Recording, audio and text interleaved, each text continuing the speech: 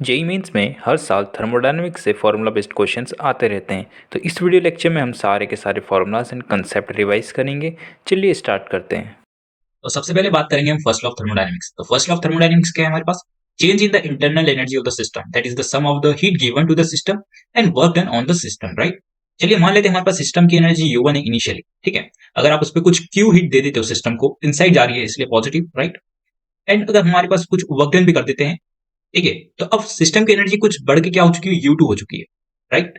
अगर हम इसको कुछ मॉडिफाइड करके लिखना चाहें तो क्या लिख सकते हैं, U2 minus U1, that is also known as the delta U of the system, right?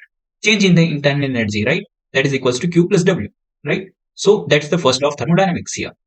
चलिए बात करते हैं हम लोग वर्क डन की, कि वर्क डन हमारे पास क्या होता है। चलिए जानते हैं कि वर्क डन हमारे पास होता क्या है फॉर द सिस्टम, राइट। तो उससे पहले हम लोग कुछ साइन कन्वेंशन देख लेते हैं। अगर हमारे पास सिस्टम के अंदर कुछ वर्क डन हो रहा है, ठीक है, ऑन द सिस्टम हो रहा है, तो दैट इज पॉजिटिव।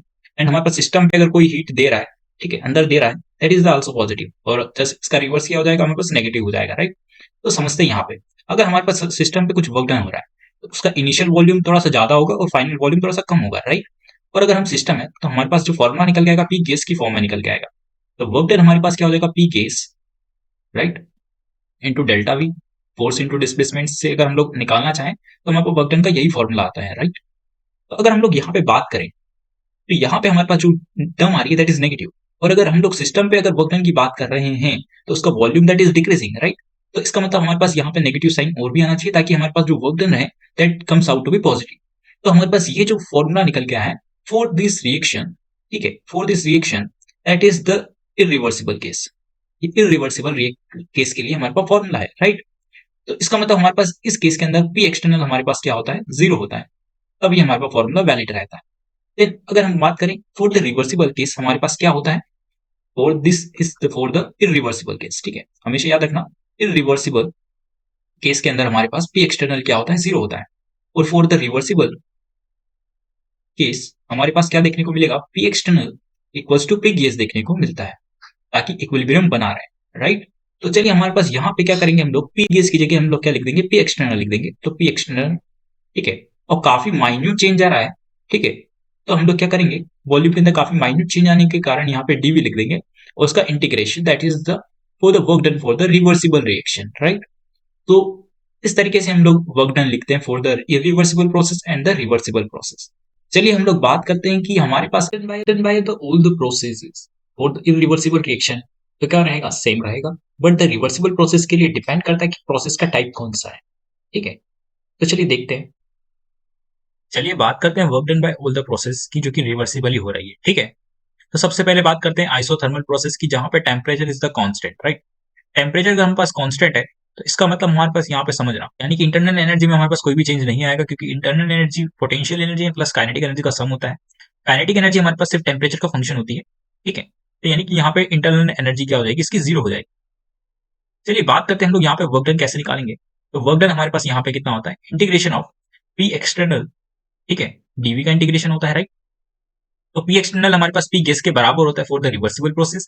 तो हम लोग पी गैस को क्या लिख सकते थे, एनआरटी बाई वी लिख सकते थे, राइट।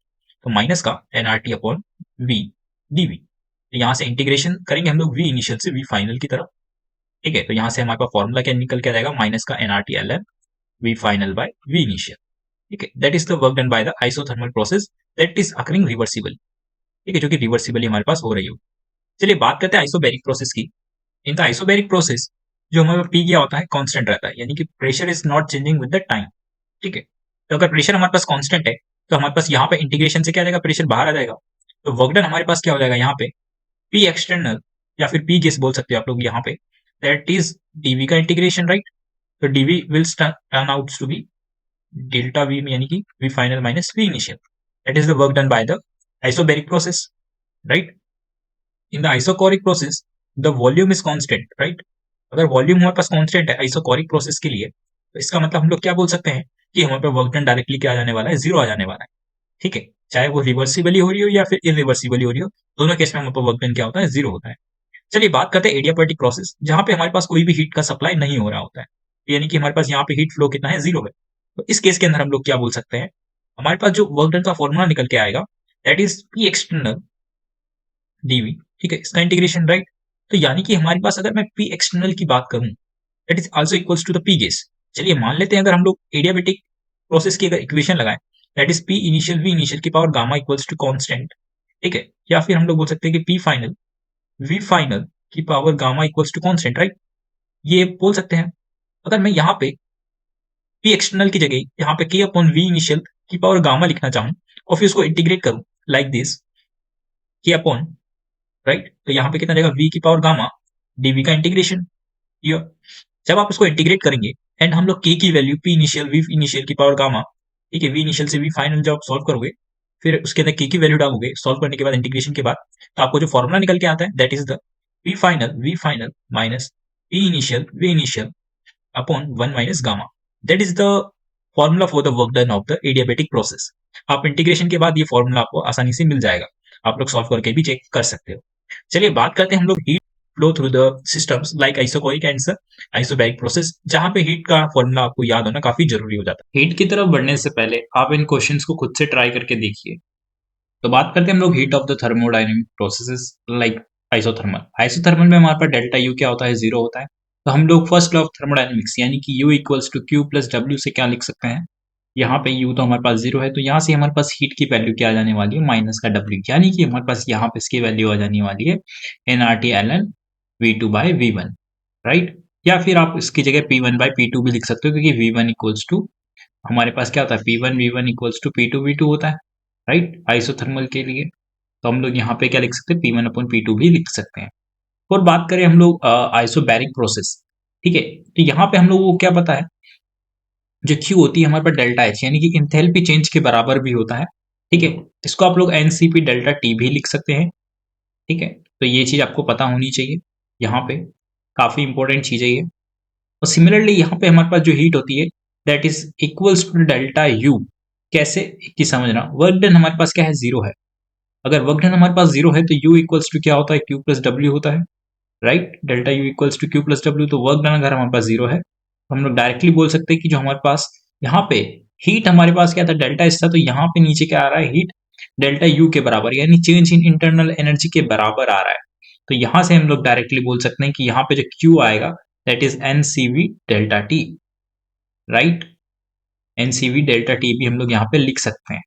तो यहाँ पे इस इक्वेशन को और इस इक्वेशन को हमेशा याद रखना। मैं कई बार डेल्टा यू को एनसीवी डेल्टा टी लिखूंगा आइसोकोरिक प्रोसेस के लिए, कई जगह पे आइसोबैरिक के लिए क्यू को हम लोग डेल्टा एच लिखेंगे एनसीपी डेल्टा टी के फॉर्म में। फिर बात करते हैं एडियाबेटिक प्रोसेस जिसके लिए क्यू क्या होता है, हमारे पास जीरो होता है। तो ये सब आपको बातें पता होनी चाहिए। चलिए बढ़ते हैं हम लोग नेक्स्ट टॉपिक की तरफ। तो बात करते हैं हम इंथैल्पी की। इंथैल्पी हमारे पास क्या है, heat content of the system at the constant pressure, यानी कि हमारे पास हीट अगर कांस्टेंट प्रेशर पे फ्लो कर रही है that is called the enthalpy यानी कि डेल्टा एच।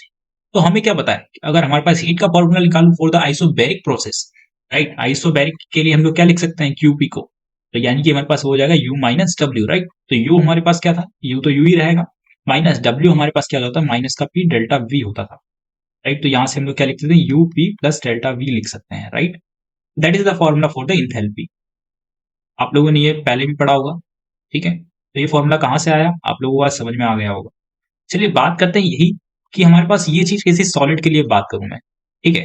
तो इसका मतलब क्या है, कोई भी अगर सिस्टम के अंदर हीट कंटेंट की बात करूं तो वो सम होता है इंटरनल एनर्जी और वहां पे किसी का हीट की फॉर्म में, रिएक्शन की फॉर्म में हीट निकल जाना, ठीक है, किसी एक्सोथर्मिक या किसी एंडोथर्मिक रिएक्शन के थ्रू।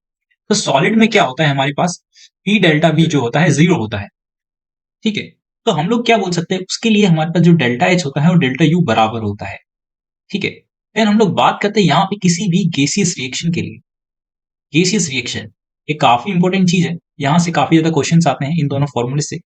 तो सबसे पहले मैं बता देता हूँ आपको गैसियस रिएक्शन आपको किस फॉर्म में गिवन होगी। तो उसको डेल्टा एच इक्वल्स टू हम लोग यहाँ पे क्या लिख सकते हैं, U plus delta N G R T लिख सकते हैं, ठीक है। तो यहाँ पे एक चीज याद रखना कि टेम्परेचर यहाँ पे क्या होता है, इरिवर्सिबली चेंज हो सकता है, ठीक है। मतलब हमारे पास मान लीजिए टी इनिशियली कुछ था, उसके बाद कुछ रहा होगा बीच में टी, ठीक है, टी टू रहा होगा, फिर एंड आके टी इनिशियल वाला ही हो गया। तो ऐसी कंडीशन में भी हमारे पास यहाँ पे टेम्परेचर कांस्टेंट तो रहा ही है इनिशियली और फाइनल से अगर मैं बात करूँ, तो इस तरह की सिचुएशन भी हमारे पास बन सकती है। इसलिए मैंने यहाँ पे टी को क्या लिया है, कांस्टेंट मान के चला है, ठीक है। और डेल्टा एनजी का मतलब क्या है, यहाँ पे सिर्फ गैसियस मोल्स को आपको सब्ट्रैक्ट करना है, ठीक है। गैसियस मोल्स का मतलब यहाँ पे क्या है कि समझना, प्रोडक्ट के गैसियस मोल्स कितने हैं, C+D हैं, ठीक है, उनका सम, माइनस रिएक्टेंट के जो गैसियस मोल है आपको उनको ऐड करना है। अगर कोई सॉलिड होता तो आप उसको नेग्लेक्ट कर देते, ठीक है, उसको लिखने की जरूरत यहाँ पे नहीं होती है। इतनी सी बात क्लियर है। तो यहाँ पे आप लोगों को डेल्टा एन जी की वैल्यू डाल देनी है, यहाँ पे आर की वैल्यू डाल देनी है, यहाँ पे टेम्परेचर डाल देना है केल्विन में। आपको इंटरनल एनर्जी पता है यहाँ की, ठीक है, इससे आपको एंथैल्पी मिल जाएगी उस रिएक्शन की। इतनी सी बात क्लियर है। इस पे काफी ज्यादा क्वेश्चंस आए हुए हैं, चलिए इसके कुछ क्वेश्चंस मैं आपको दिखा देता हूँ विद सॉल्यूशन, आप खुद से ट्राई कीजिएगा। तो यहाँ पे क्वेश्चन पूछ रहा है हमसे कि हमारे पास यहाँ पे डेल्टा एच हमें गिवन है for the water is, delta H vaporization हमें गिवन है for the water that is equal to 40.79 kilo joule per mole, right. तो ये कहाँ पे गिवन है हम लोगों को, at constant pressure 1 bar and temperature is 100 degree Celsius, ठीक है। तो हमसे डेल्टा यू वेपराइजेशन पूछा जा रहा है, क्वेश्चन वाले ने हमसे ये पूछा है, राइट। अभी सेम कंडीशन पे तो हमें क्या पता है कि हमारे पास अगर कोई वाटर है, ठीक है, एट द लिक्विड स्टेट, और अगर हमारे पास वो कन्वर्ट हो जाता है water at the vapour state, यानी कि लिक्विड, या फिर हम बोल सकते हैं कि ये हमारे पास एक्चुअल में गैसियस स्टेट है, राइट। तो यानी कि हमारे पास यहाँ पे 1 मोल से 1 मोल में कन्वर्ट हो रहा है, और यहाँ पे हमारे पास डेल्टा एन जी कितना है finally, 1 minus 0 that is 1, right. तो हम लोग क्या बोल सकते हैं, डेल्टा एच हमारे पास क्या होता है, delta U plus delta N G R T होता है, जहां पे temperature is the constant here.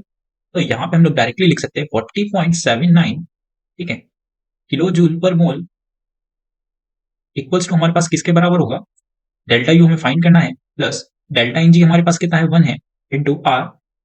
अगर आर को आप लोग किलो जूल में कन्वर्ट करना चाहें तो कितना लिख सकते हैं, 8.314 इंटू 10⁻³ ठीक है, उसमें किलो जूल में कन्वर्ट हो चुकी है इसकी वैल्यू, ठीक है, किलो जूल पर मोल में, ठीक है। देन हम लोग बात करें यहाँ पे आर की वैल्यू लिख चुका हूं मैं। टेम्परेचर की बात करें तो that is the 100 degree Celsius. अभी तो मैंने यहाँ पे इसको वेपर स्टेट में, गैसेस स्टेट में माना हुआ है, right. Temperature is very important here, ठीक है। अगर यहाँ पे 27 डिग्री होता तो यहाँ पे मैं लिक्विड स्टेट मानता हूँ, डेल्टा एन जी 0 कर देता, उस केस में डेल्टा एच हमारे पास डेल्टा यू के बराबर आ जाता। बट यहाँ पे ऐसा कुछ नहीं है, तो यहाँ पे 373 केल्विन आ जाएगा। और सिमिलरली तरीके से आप लोग यहाँ पे डेल्टा यू की कैलकुलेशन कर सकते हैं, ठीक है। तो डेल्टा यू आपका आ जाएगा यहाँ से 38, ठीक है, जो कि हमारे पास किलो जूल के अंदर आएगा। चलिए बात करते हैं नेक्स्ट क्वेश्चन की। तो नेक्स्ट क्वेश्चन है हमारे पास यहाँ पे, दैट इज ऑल्सो फ्रॉम 2024 जिंग मीन्स अप्रैल अटेम्प्ट, ठीक है। तो यहाँ पे हमारे पास क्वेश्चन है, the heat of combustion of the solid benzoic acid, ठीक है। तो देखो बेंजोइक एसिड का हमारे पास फॉर्मूला क्या होता है, आप लोगों ने बेंजोइक एसिड का सुना होगा फॉर्मूला, बेंजोइक एसिड कुछ इस तरीके से दिखता है, राइट। तो दैट इज बेंजोइक एसिड।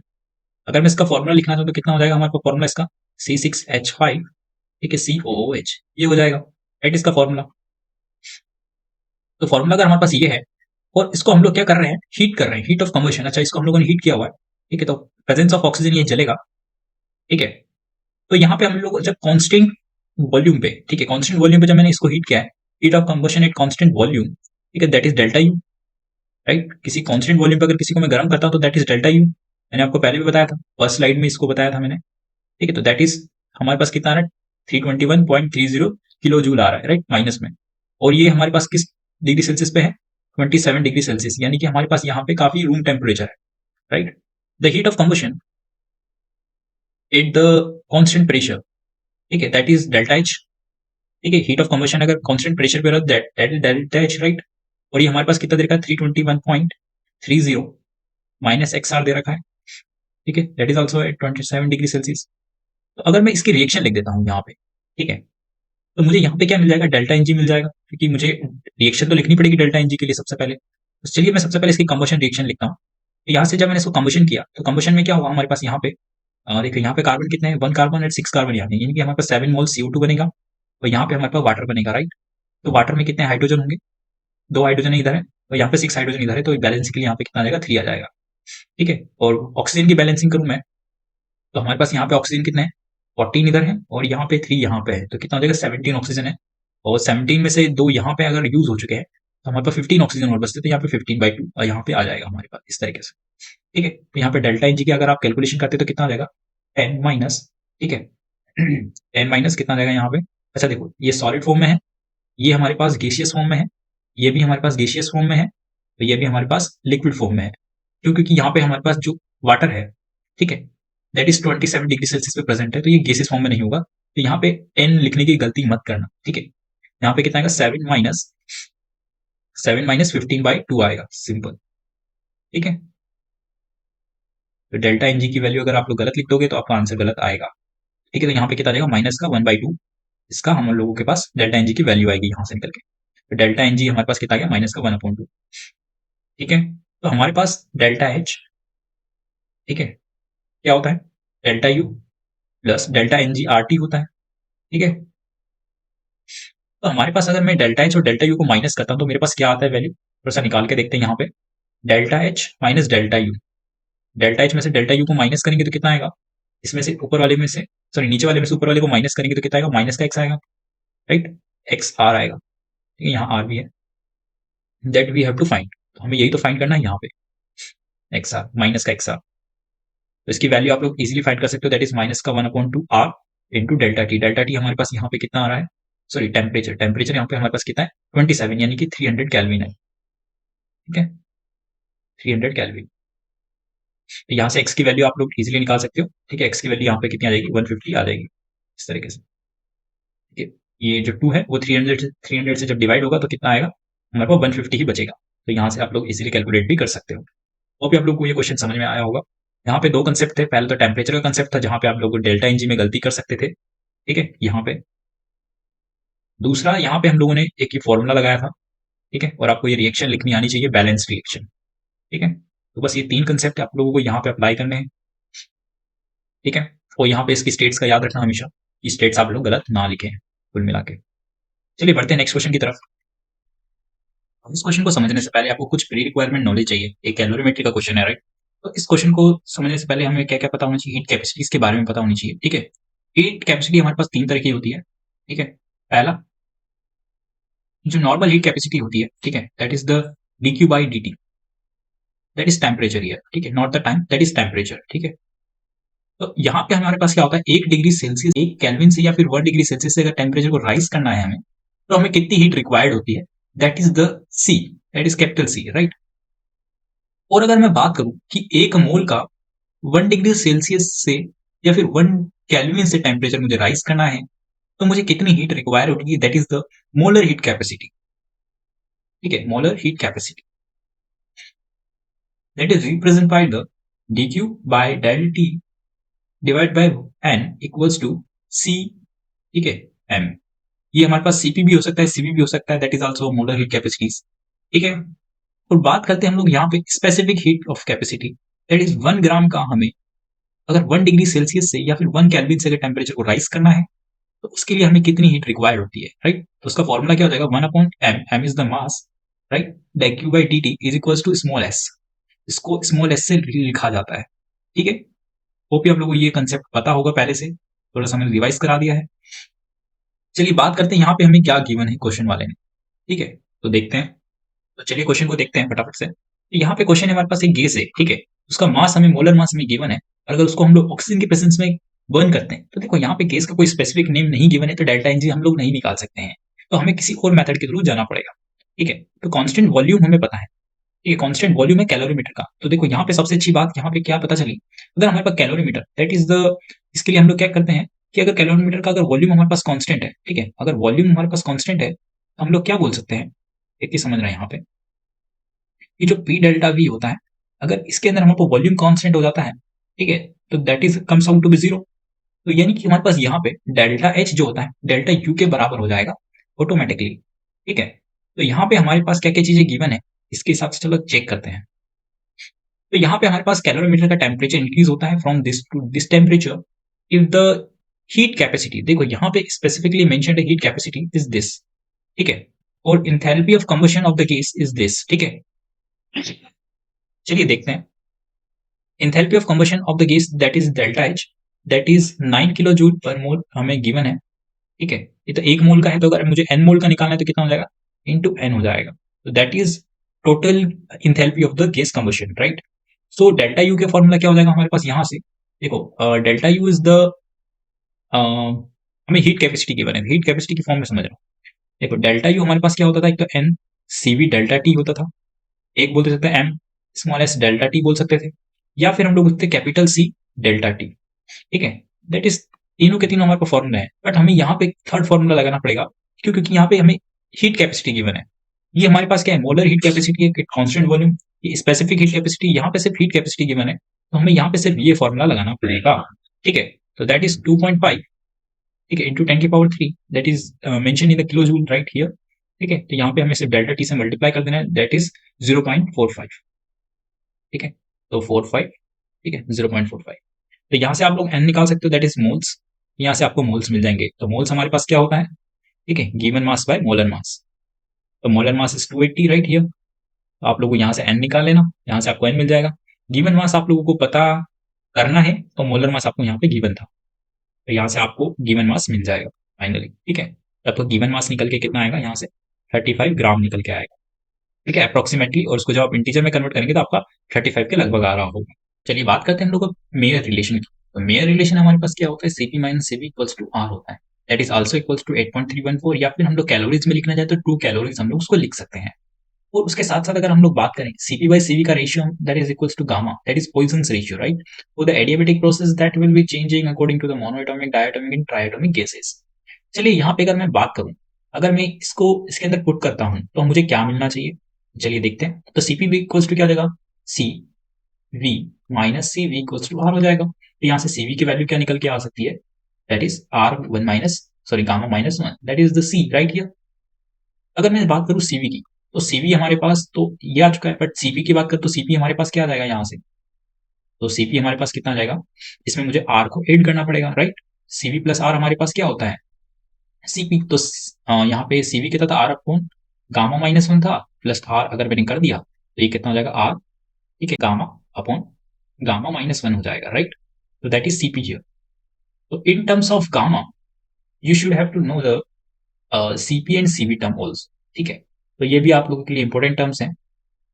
ठीक है, वो भी आप लोगों को ये टर्म पता होगी पहले से, अगर नहीं पता है तो आप लोग उसको याद कर सकते हैं। ठीक है, एक तो ये रिजल्ट आप लोगों को पता होनी चाहिए, एंड सेकंड रिजल्ट भी आप लोगों को पता होनी चाहिए, जो मैं भी आपको बताने वाला हूँ। ठीक है, अगर मान लीजिए आपको सीपी के बारे में बताता हूँ मैं, और उसके बाद सीवी। तो सीवी हमारे पास अगर डिग्री ऑफ फ्रीडम की बात करूं तो वो कितना होता है, एफ बाई टू आर होता है। और अगर F by two R plus two R कर देते हो, ठीक है, तो दैट इज ऑल्सो हमारे पास सीपी एंड सीवी का formula in terms of degree of freedom. F is the degree of freedom here. ठीक है, डिग्री ऑफ फ्रीडम। तो ये फॉर्मूलाज आपको पता ही होनी चाहिए अच्छे तरीके से। ठीक है, मैं यहाँ पे अच्छे से लिख देता हूँ इसको एक और बार, F by two plus one into R, ताकि यहाँ पे सीपी माइनस सीवी क्या बच सके, हमारे पास आर बच सके। ठीक है, तो यहाँ पे मैं सारे फॉर्मूलाज एक और बार आपको रिवाइज करा देता हूँ। तो सीपी बाई सीवी हमारे पास क्या होता है, एक तो गामा होता था। ठीक है, third formula CP minus CV हमारे पास आर होता था। ठीक है, फोर्थ फॉर्मूला जो सीपी होता है हमारे पास क्या होता है, आर टाइम्स, ठीक है, gamma upon gamma minus one होता है। और यहाँ पे हमारे पास जो सीवी होता है that is equals to R times gamma minus one होता है। तो ये सारे फॉर्मूलाज आपको पता होनी चाहिए काफी अच्छे तरीके से, और आप लोगों को निकालने भी आनी चाहिए, क्योंकि ये फॉर्मूलाज मुझे भी याद नहीं रहते तो आपको भी याद नहीं रहेंगे। ठीक है, तो चलिए बढ़ते हैं हम लोग नेक्स्ट टॉपिक की तरफ। बात करते हैं वो एंट्रोपी की। एंट्रोपी हमारे पास किस फॉर्मूले से रिप्रेजेंट की जाती है, that is S F minus S I. यानी हम लोग एंट्रोपी चेंज की बात करें, that is equals to the Q reversible by T right. So अगर मैं यहाँ पे कुछ रिजल्ट्स बनाना चाहूँ किसी चीज से, तो हम लोग क्या बोल सकते हैं, अगर मैं मान लेता हूँ हमारे पास पूरे यूनिवर्स की जो एंट्रोपी है दैट इज डेल्टा एस, ठीक है, यूनिवर्स, तो उसको हम लोग क्या लिख सकते हैं, किसी सिस्टम होता है हमारे पास राइट, तो या फिर हमारे पास यहाँ पे सराउंडिंग होता है राइट। अगर मान लीजिए इसके अंदर कुछ हीट्स एक्सचेंज होती है रिवर्सिबल तरीके से, तो यानी कि हम लोग क्या बोल सकते हैं, सिस्टम के अंदर जो चेंजेस आ रहे होंगे, ठीक है, एंट्रोपी का, वो जो सराउंडिंग के अंदर जो चेंज आ रहा होगा राइट, उन दोनों का जो सम होगा चेंजेस का, ठीक है, that is the entropy change of the universe. ठीक है, तो उसी को तो हम लोग entropy change of the universe बोल पाएंगे। यूनिवर्स कुछ नहीं है, पूरे सिस्टम एंड सराउंडिंग को मिला के हमारे पास क्या बनता है, यूनिवर्स बनता है। ठीक है, तो यहीं पर हम लोगों ने एक और क्लासिफिकेशन किया यहाँ पे, कि हमेशा याद रखना कोई रिवर्सिबल प्रोसेस है हमारे पास, ठीक है, और ये कोई हमारे पास इरिवर्सिबल प्रोसेस है। तो यहाँ पे होता क्या है कि रिवर्सिबल प्रोसेस के लिए हमारे पास जो डेल्टा एस यूनिवर्स होता है, ठीक है, that is comes out to be zero. ठीक है, और अगर मैं इरिवर्सिबल प्रोसेस की बात करूं तो उसमें क्या होता है, हमारे पास जो यूनिवर्स का जो डेल्टा एस होता है that is always be positive, उसकी एंट्रोपी हमेशा बढ़ रही होती है। ठीक है, यानी रैंडमनेस हमेशा इरिवर्सिबल प्रोसेस में बढ़ती है, और हमारे पास randomness of the universe is constant, यानी कि हमारे पास यहाँ पे जीरो आ जाएगा, यानी कि कांस्टेंट होगा तो क्या हो जाएगा, जीरो हो जाएगा, S final minus S initial.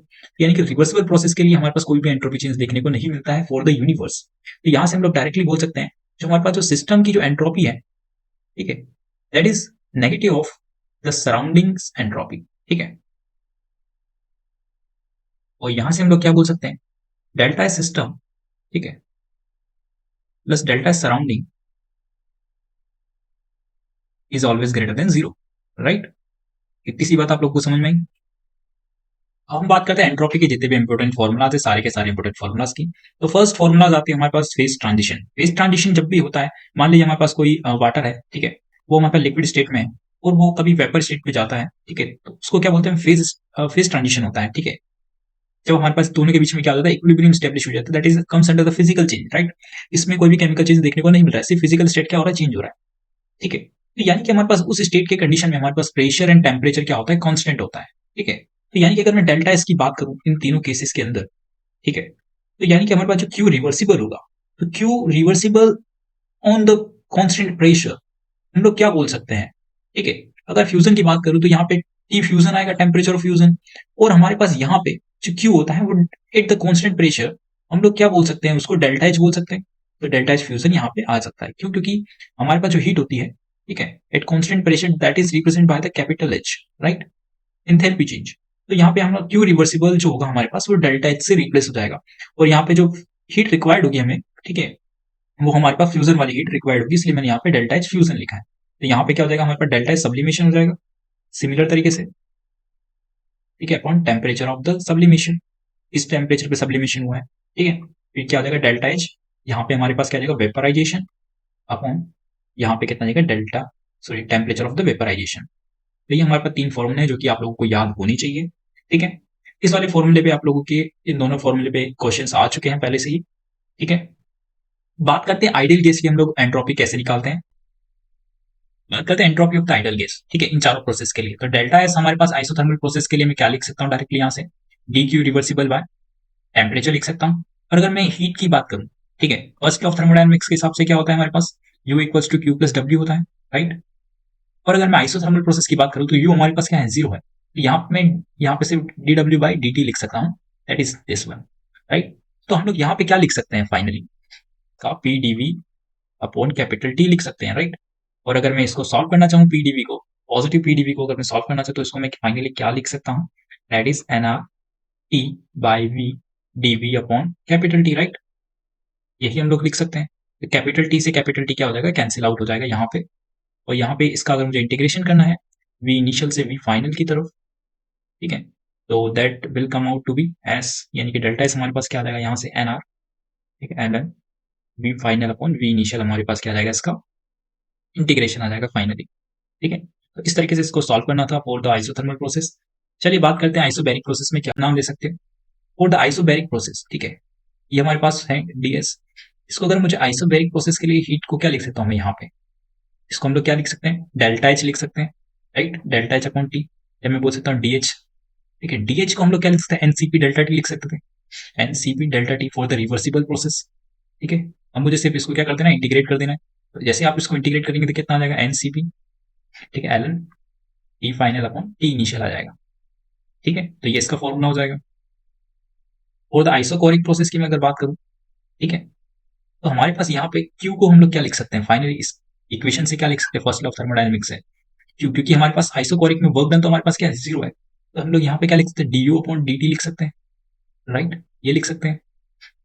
यानी कि हमारे पास यहाँ से डी यू हमारे पास कितना होता है, एनसीवी डेल्टा टी होता है, N C V delta T upon T का इंटीग्रेशन कर देंगे, यहाँ से हमारे पास फॉर्मूला क्या जाएगा, N C V L N T final upon T initial का फॉर्मूला हो जाएगा इस तरीके से, ठीक है। देन हम लोग बात करते हैं एडियाबेटिक प्रोसेस की। डीएस इक्वल्स टू हमारे पास क्या होता है, क्यू रिवर्सिबल अपॉन टेम्परेचर होता है, यहाँ तो क्यू ही जीरो है। अगर क्यू ही जीरो हो गया तो एंट्रोपी में कोई चेंज नहीं देखने को मिलेगा, ठीक है। तो इस तरीके से चारों फॉर्मूले आपको डिराइव करने आनी चाहिए, और इसमें से हमारे पास आइसोथर्मल से क्वेश्चन पहले भी आ चुका है, ठीक है। तो ये फॉर्मूला भी आप लोगों को डिराइव करके या फिर याद करके जाना होगा एग्जाम के अंदर, ठीक है। मैंने आपको कंसेप्ट और फॉर्मूला के डेरिवेशन बता दिया है। चलिए बात करते हैं हम लोग अब नेक्स्ट टॉपिक की। तो गिब्स फ्री एनर्जी की तरफ बढ़ने से पहले कुछ क्वेश्चंस हैं जो कि हमारे पास हीट कैपेसिटी पे बेस्ड है यहाँ पे, ठीक है। तो इन तीनों क्वेश्चंस को आप जरूर ट्राई कीजिएगा, ठीक है। बात करते हैं हम लोग यहाँ पे कुछ और भी क्वेश्चंस है मेरे पास जहाँ पे ये क्वेश्चंस काफी इंपॉर्टेंट हो जाता है, ठीक है। यहाँ पे हमें डेल्टा सब्लिमेशन पूछा है, यहाँ पे डेल्टा एच वेपराइजेशन और डेल्टा एच फ्यूजन गिवन है। तो यहाँ पे एक फॉर्मूला लगता है, डेल्टा एच सब्लिमेशन जो होता है हमारे पास, that is sum of delta H vaporization plus delta H fusion, ठीक है। तो जैसे ही आप लोग ऐड करोगे इन दोनों की वैल्यूज को, तो आप लोगों को क्या मिल जाएगा, डेल्टा एच सब्लिमेशन मिल जाएगा यहाँ से, ठीक है। डायरेक्ट फॉर्मूला भी इस क्वेश्चन नहीं है तो हमारे पास, ठीक है, ये तो आप आसानी से कर ही सकते हो कि डेल्टा एच हमारे पास क्या हो जाएगा यहाँ से, ठीक है, डेल्टा एस बाई टी हो जाएगा। तो यहाँ से आप लोग टेम्परेचर इजीली निकाल सकते हो फॉर द वेपराइजेशन, ठीक है। बात करूँ इस रिएक्शन की, ठीक है, यहाँ पे आप लोगों को एक चीज गिवन है कि बॉम्ब कैलोरीमीटर गिवन है यहाँ पे, ठीक है, हम लोगों को, और यहाँ पे कुछ रिएक्शन गिवन है, ठीक है। तो हमारे पास यहाँ से टी डेल्टा एस की वैल्यू पूछ रहा है, ठीक है, to reach at equilibrium, equilibrium तक पहुंचने तक पूछ रहा है, राइट। तो यानी कि हमारे पास यहाँ पे एक चीज समझना, जो हमारे पास यहाँ पे हीट प्रोड्यूस की बात कर रहा है ये, दैट इज एक्चुअल में ये क्या है, हमारे पास डेल्टा यू है कि डेल्टा एच है हमारे पास, दैट इज डेल्टा यू। तो डेल्टा यू हमें यहाँ पे पता है कितना है हमारे पास, तो यहाँ में हमें डेल्टा यू पता है और यहाँ पे हमें टेम्परेचर भी पता है, ठीक है। तो हम लोग यहाँ से क्या क्या चीज निकाल सकते हैं, डेल्टा एच निकाल सकते हैं। डेल्टा एच क्या होता है हमारे पास, delta U plus delta N G R T होता है, राइट। तो delta N G R T से हम लोग डेल्टा एच निकाल सकते हैं। तो जो delta H equal delta H minus T delta H जो होता है, जो कि गिव्स फ्री एनर्जी का फॉर्मूला, जो कि मैं आपको अभी बताने वाला हूँ थोड़ी देर बाद, उसका हम लोग यूज करेंगे। और यहाँ पे डेल्टा एच की वैल्यू आप यहाँ पे डाल देंगे, ठीक है। आपको टेम्परेचर पता है, आपको सॉरी माइनस का टी डी एस की वैल्यू तो आपको निकालनी है, delta G equals to zero हो जाएगा, क्योंकि यहाँ पे क्या दिया हुआ है, इक्विलिब्रियम दिया हुआ है, राइट। एट इक्विलिब्रियम हमारे पास क्या होता है, delta G equals to zero होता है। तो भी आपको ये बात पता होगी, तो आप यहाँ पे पुट करके डायरेक्टली इसका आंसर भी निकाल सकते थे। चलिए बात करते हैं नेक्स्ट क्वेश्चन की। तो नेक्स्ट क्वेश्चन हमारे पास यहाँ पे है कि हमें यहाँ पे एक आइडियल केस गिवन है, जिसका हम लोगों ने एक्सपांशन करा है आइसोथर्मली और रिवर्सिबल प्रोसेस से, उसकी हमें एंट्रोपी पूछ लिया ऑफ द सराउंडिंग, ठीक है। तो हमें क्या पता है, किसी भी रिवर्सिबल प्रोसेस के लिए यूनिवर्स का जो एंट्रोपी है that is equals to zero. तो यानी कि हमारे पास यहाँ पे डेल्टा एस सराउंडिंग का जो एंट्रोपी होगा, ठीक है, डेल्टा एस सराउंडिंग का जो एंट्रोपी होगा, that will be come out to be delta S, ठीक है, negative times of the system, ठीक है। अगर हम लोग यहाँ पे सिस्टम की एंट्रोपी निकालने, अगर उसके आगे नेगेटिव साइन लगा दे तो हमारा आंसर आ जाएगा। तो चलिए माइनस का डेल्टा एस सिस्टम, ठीक है, ऑफ आइसोथर्मल, ठीक है, हमें निकालना है। तो यहाँ पे मैं सबसे पहले इसकी वैल्यू डालता हूँ। ये हमारे पास क्या होता है, D Q reversible upon temperature होता है, राइट। तो यहाँ पे समझना, हमारे पास U equals to Q plus W होता है, first law of thermodynamics. Isothermal के लिए यू जीरो होता है, इसकी जगह क्या लिख सकता हूँ, माइनस का डब्ल्यू लिख सकता हूँ। तो ये माइनस और माइनस का डब्ल्यू इज कैंसिल भी आउट, ठीक है। यहाँ पे कितना देगा, डी डब्ल्यू का ई हो जाएगा। इतनी सी बात क्लियर है। और वर्क डन हमारे पास क्या होता है, यहाँ पे माइनस का पीवी होता है, माइनस का पीवी अपॉन टी हो जाएगा। इसकी वैल्यूज आपको पुट कर देनी है। इसकी वैल्यू कितनी आ जाएगी, N R capital T upon V, ठीक है। और यहाँ पे टी और यहाँ पे डी भी चल रहा है, तो टी से टी कैंसिल हो गया। तो यहाँ पे हमारे पास डेल्टा एस, ठीक है, सिस्टम, ये कितना आ जाने वाला है, माइनस का, ठीक है, N R L N V final upon V initial आ जाने वाला है, ठीक है। और इंटीग्रेशन, इंटीग्रेशन करने के बाद, ठीक है, वो भी आप लोगों को ये चीज समझ में आई होगी। जैसे आप लोग इसके अंदर वैल्यूज पुट करोगे सारी की सारी, तो आपका आंसर आ जाएगा। जो आंसर आएगा वो लगभग माइनस का 3.3 के लगभग आएगा, ठीक है। और उसका जो नियरेस्ट इंटीजर आएगा दैट इज 3, और उसका पॉजिटिव लेना था यहाँ पे, ठीक है। तो यहाँ पे आपका आंसर आ जाएगा 3 फाइनली, ठीक है। तो बढ़ते हैं नेक्स्ट टॉपिक की तरफ, दैट इज द गिव्स फ्री एनर्जी। चलिए देखते हैं, चलिए बढ़ते हैं हम आखिरी टॉपिक की तरफ, दैट इज द गिव्स फ्री एनर्जी। जहाँ पे हमारे पास गिव्स फ्री एनर्जी का फॉर्मूला है capital G equals to H minus T S. तो ये जो इक्वेशन है, ठीक है, ये तभी वैलिड है जब हमारे पास constant pressure and constant temperature रहता है, ठीक है। हमेशा ये बात याद रखना, ये रिएक्शन तभी वैलिड होती है जब हमारे पास constant pressure and constant temperature होता है। तो चलिए हमारे पास मान लेते हैं कि ये हमारे पास जी इनिशियली कुछ था, उसकी कुछ इंथैल्पी रही होगी, ठीक है। माइनस का टी उसका कांस्टेंट है, यानी कि उसका कुछ एंट्रोपी रही होगी इनिशियली, और फाइनली हमारे पास कुछ उसकी चेंज होके कुछ ये आ गई होगी, ठीक है। तो इससे हम लोग यहाँ से क्या कंक्लूजन निकाल सकते हैं कि जो डेल्टा जी होगा हमारे पास, यानी कि जी फाइनल माइनस जी इनिशियल, उसको हम लोग क्या लिख सकते हैं, delta H minus T delta S लिख सकते हैं। तो that is the equation for the गिव्स फ्री एनर्जी चेंज, ठीक है। तो ये हमारे पास एक इक्वेशन है, that is very important equation, ठीक है। इसको आप लोग याद कर लीजिएगा, काफी ज्यादा क्वेश्चन इससे आए हुए हैं। अगर हमारे पास यहाँ पे डेल्टा जी अगर हमारे पास पॉजिटिव रहता है, तो जो प्रोसेस कहलाती है, कोई भी रिएक्शन अगर हो रही है, तो that is non spontaneous reaction, ठीक है। नॉन स्पॉन्टेनियस रिएक्शन कहलाती है वो, ठीक है। हमेशा ये बात याद रखना। और अगर मैं बात करूँ डेल्टा जी अगर हमारे पास नेगेटिव है, दैट रिएक्शन इज स्पॉन्टेनियस, ठीक है, ठीक है। वो रिएक्शन हमारे पास स्पॉन्टेनियस कहलाती है। और अगर डेल्टा जी हमारे पास जीरो आ रहा है, इट मीन्स द रिएक्शन जो है हमारे पास क्या है, इक्विलिब्रियम पे है, ठीक है। होप आप लोगों को ये तीनों बातें समझ में आई होगी, जहाँ पे इक्विलिब्रियम वाली कंडीशन एंड स्पॉन्टेनियस वाली कंडीशन हमारे पास काफ़ी ज़्यादा इंपॉर्टेंट हो जाती है। ठीक है? इस पे काफ़ी ज़्यादा क्वेश्चंस आए हुए हैं, तो प्लीज़ इसको थोड़ा-सा याद करके जाइएगा। ठीक है? बात करते हैं हम लोग अब नेक्स्ट इक्वेशन की, जो कि हमारे पास इसी से रिलेटेड है। That is delta G equals to delta G not plus RT ln k। ठीक है? That is equation validate the that is ln q actually. ठीक है? ये अगर मान लीजिए हमारे पास कब वैलिड है, थोड़ा-सा मैं आपको बता देता हूँ। मान लीजिए हमारे पास एक केमिकल रिएक्शन है। ठीक है? That will gives to C capital C plus D capital D। ठीक है? यहाँ पे देखिए जो Q है that is the reaction coefficient. ठीक है? That is equals to C की पावर C। ठीक है? D की पावर D, यहाँ पे कितना आ जाएगा A की पावर A। ठीक है? और यहाँ पे कितना आ जाएगा B की power B। That is the reaction coefficient here. ठीक है? आपको टेम्परेचर पता होगा रिएक्शन का, आपको R पता है, आपको डेल्टा G नॉट की वैल्यूज़ गिवन होगी हर किसी की। ठीक है? डेल्टा G यानी गिब्स फ्री एनर्जी की वैल्यू गिवन होगी। तो स्टैंडर्ड वैल्यूज़ है ये, क्योंकि गिब्स फ्री एनर्जी यहाँ पे डॉट लगा है, मतलब ये स्टैंडर्ड वैल्यूज़ है, और डेल्टा G हम लोगों को पता है। ठीक है? तो इस तरीके से हम लोग क्या निकालते हैं, अगर आपको डेल्टा G निकालना है तो कैसे करेंगे, D of delta G not of the D. ठीक है? प्लस क्या लिखेंगे, C times of delta G times of G not C minus.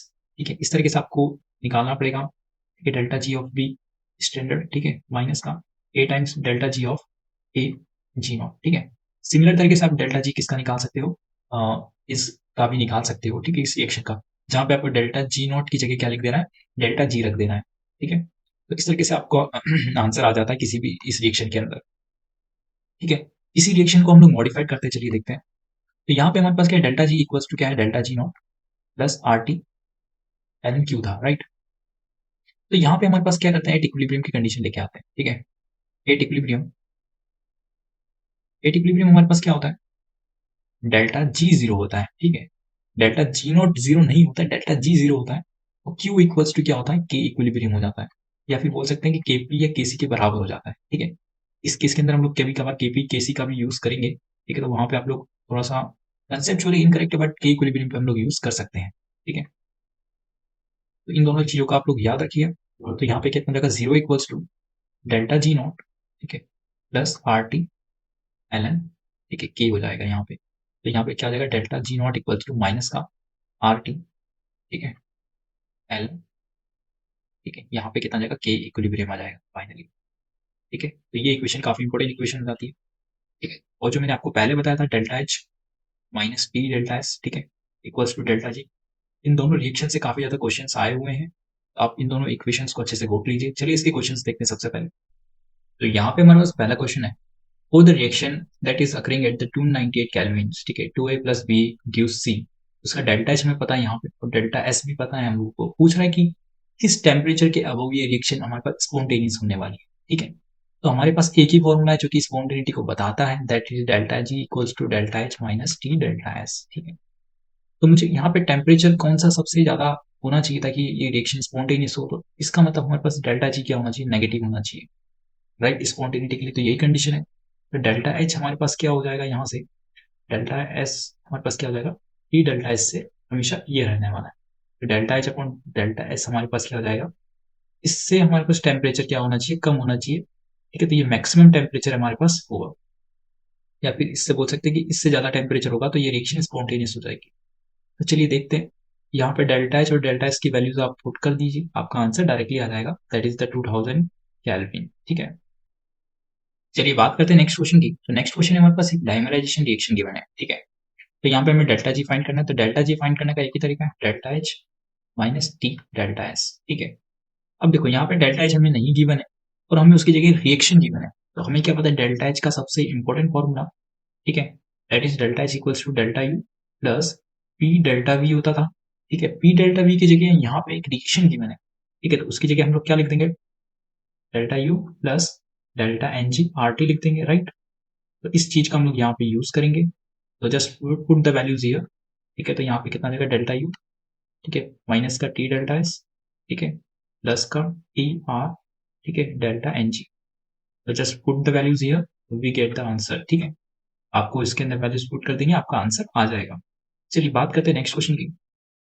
तो यहाँ पे हमारे पास डेल्टा जी निकालना है फॉर द स्पॉन्टेनियस रिएक्शन। ठीक है? तो सबसे पहले हम लोग क्या निकालेंगे, डेल्टा एच निकालेंगे। ठीक है? For the reaction that is equals to delta H product minus delta H reactant, ठीक है, समीशन होता है यहाँ पे। फिर हम लोग बात करते हैं डेल्टा एस की। Delta S of the reaction क्या हो जाएगा, ठीक है, डेल्टा एस का summation of the product plus reactant हो जाएगा, ठीक है, इसका समीशन। तो यहाँ पे हम लोग जस्ट इसकी वैल्यूज फाइंड कर लेंगे दोनों की। फिर हम लोग क्या करेंगे, हमारे पास जो डेल्टा जी का फॉर्मूला होता है delta H minus T delta S के अंदर वैल्यूज पुट कर देंगे, ठीक है, ठीक है, लेस देन जीरो है। एंड हमारे पास यहाँ से टेम्परेचर वैल्यू मिल जाएगी फाइनली आप लोगों को, ठीक है। बस इन दोनों को आपको क्या कर देना है, डिवाइड कर देना है। तो delta H upon delta S की वैल्यूज आप लोग को फाइंड करनी है, उसको डिवाइड कर देना है, that will gives the temperature here, ठीक है। तो वहाँ से आप लोगों को टेम्परेचर मिल जाएगा। चलिए बढ़ते हैं नेक्स्ट क्वेश्चन की तरफ। तो नेक्स्ट क्वेश्चन है हमारे पास यहाँ पे मैग्नीट्यूड ऑफ एल एन के की वैल्यू पूछ रहा है यहाँ पे, ठीक है। यहाँ पे 25 डिग्री सेल्सियस हमें टेम्परेचर गिवन है, और यहाँ पे x इंटू 10⁻⁻1 हमारे पास क्या गिवन है, मैग्नीट्यूड गिवन है एल एन, ठीक है। लॉग के का जो मैग्नीट्यूड है दैट इज x इंटू 10⁻⁻7, ठीक है। तो यहाँ से हमसे क्या पूछ रहा है, x की वैल्यू पूछ रहा है, ठीक है। टेम्परेचर हमारे पास 25 डिग्री सेल्सियस गिवन है, ठीक है। अगर मैं उसको 273 से ऐड कर देता हूँ फाइनली, तो हमारे पास क्या मिल जाएगा, हमारे पास क्या मिल जाएगा, इसका टेम्परेचर मिल जाएगा, that will comes out to be 298 kelvin, ठीक है। हमारे पास टेम्परेचर आ चुका है, हमारे पास एल एन के की वैल्यू चाहिए, तो delta G equals to delta H minus T delta S का फॉर्मूला होता है, एक होता है हमारे पास माइनस का R T L N K का फॉर्मूला होता है, ठीक है। तो डेल्टा जी हम लोग निकाल सकते हैं क्या, बिल्कुल डेल्टा जी नोट निकालना पड़ेगा, क्योंकि हमारे पास क्या इक्विलिब्रियम पे है, राइट। तो डेल्टा जी नोट, ठीक है, तो ये तो हमारे पास हट चुका है इस बार, ठीक है। तो डेल्टा जी नोट हमारे पास इसके बराबर है। तो डेल्टा जी नोट हम लोग कैसे निकालेंगे, प्रोडक्ट, ठीक है, मैंने आपको बताया था, ठीक है, ऑफ द रिएक्शन कैसे होता है, delta G of the product minus delta G of the reactant, और भी नोट कंडीशन में, ठीक है। तो यहाँ पे कितना है हमारे पास ये, ठीक है, प्रोडक्ट में हमारे पास क्या है, ये है, तो यहाँ कितना लगेगा, माइनस का 1.24 इंटू 10⁵, ठीक है, जूल में है माइनस का, ठीक है, माइनस, फिर हमारे पास क्या है, ये भी माइनस में है, दैट इज 2.04 इंटू 10⁵। तो जैसे आप लोग उसको ऐड करोगे तो आपको पर डेल्टा जी क्या आ रहा है, पॉजिटिव आ रहा है, राइट। तो यहाँ से हमारे पास 0.8 इंटू 10⁵, ठीक है, जूल पर मोल हमारे पास क्या आ रहा है, इसकी वैल्यू आ रही है, डेल्टा जी की वैल्यू, ठीक है, डेल्टा जी नॉट की वैल्यू। तो हम लोगों को यहाँ से क्या निकालना है एक्चुअल में, डेल्टा जी हमारे पास क्या होता है, हम लोगों ने भी पढ़ा था माइनस का आर टी एल एन के होता है, राइट। एल एन के की वैल्यू हमसे पूछी है, तो हमने आर की वैल्यू पता है, टेम्परेचर पता है, डेल्टा जी नोट की वैल्यू भी पता है हम लोगों को, राइट। तो डेल्टा जी नोट की वैल्यू हम लोग को यहाँ पे डाल देंगे, और फिर हमारे पास यहाँ पे आर और टी की वैल्यू पता है, तो यहाँ से एल एन के की वैल्यू मिल जाएगी। तो वो भी आप लोग इस कैलकुलेशन को सॉल्व कर पाएंगे खुद से। चलिए बढ़ते एक नेक्स्ट क्वेश्चन की तरफ, जो कि काफ़ी अच्छा क्वेश्चन है। तो ये हमारे पास आखिरी क्वेश्चन है इस पूरे चैप्टर का, ठीक है, that is Gibbs free energy हमारे पास यहाँ पे है, और उसका हमारे पास यहाँ पे एक्सटेंड विद द रिएक्शन का ग्राफ गिवन है। तो पूछ रहा है कि इसमें से कौन से स्टेटमेंट्स करेक्ट है। तो यहाँ पे एक चीज समझना, अगर ये देखो, ये यहाँ पे देखा जाए ए के लिए बात करूं मैं, तो यहाँ पे डेल्टा जी इसका क्या दे रखा है, नेगेटिव दे रखा है, क्योंकि टाइम के साथ ये क्या कर रहा है, डिक्रीज कर रहा है। यहाँ पे बात करूँ तो delta ji is the zero, ठीक है, यानी कि इक्विलिब्रियम कंडीशन है। तो यहाँ पे बात करूँ तो टाइम के साथ क्या आ रहा है, डेल्टा जी इंक्रीज कर रहा है, यानी कि डेल्टा जी इज पॉजिटिव, ठीक है। तो यानी कि हम लोगों ने यहाँ पे देखा कि दैट इज स्पॉन्टेनियस प्रोसेस, ठीक है, ए।